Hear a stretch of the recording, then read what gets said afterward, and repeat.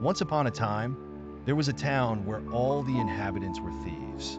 At night, each resident would leave their home carrying a fake set of keys and a small flashlight, going out to rob one of their neighbors.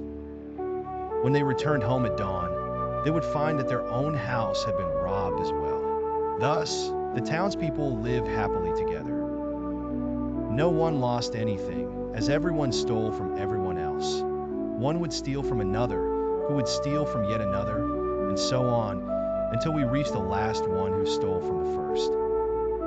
The state of trade in the town was characterized by widespread deceit from both sellers and buyers alike. The town's government operated like a criminal organization, stealing from the townspeople, while on the other side, the residents plundered the government and embezzled its funds. Life in this town continued quietly. No one was rich, and no one was poor either. One day, no one knew how an honest man came to the town to settle there. At night, instead of going out to rob with a flashlight and a set of keys, he would sit at home smoking and reading stories. The thieves came to his house, and when they saw the light on, they did not enter. This situation lasted for a while.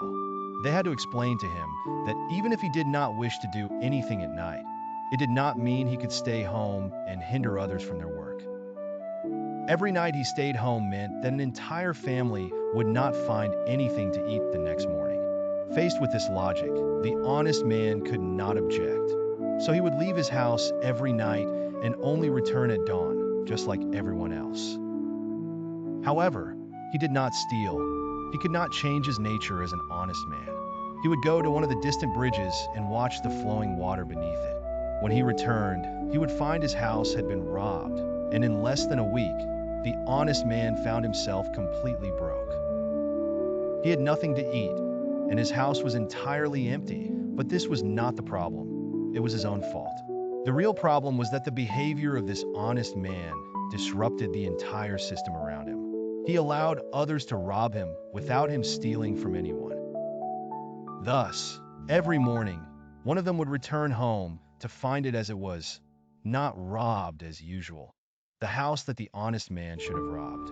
Over time, individuals who had not been robbed found themselves richer than others and no longer wished to steal again. To make matters worse, when someone went to rob the honest man's house, they always found it empty, making them poorer. Meanwhile, the individuals who became richer adopted the honest man's habit and got used to going to the bridge at night to watch the flowing water beneath it. This exacerbated the problem. The number of the wealthy increased as did the number of the poor. At that time, the wealthy thought that if they continued going to the bridge every night, they would quickly become poor, so they decided to hire a group of the poor to steal on their behalf. They signed employment contracts with these poor people, specifying salaries and shares of the stolen goods. Of course, they were still all thieves trying to deceive each other, but what happened was that the wealthy became richer and the poor became poorer. Some individuals became so wealthy that they no longer wished to steal or even hire someone to steal on their behalf.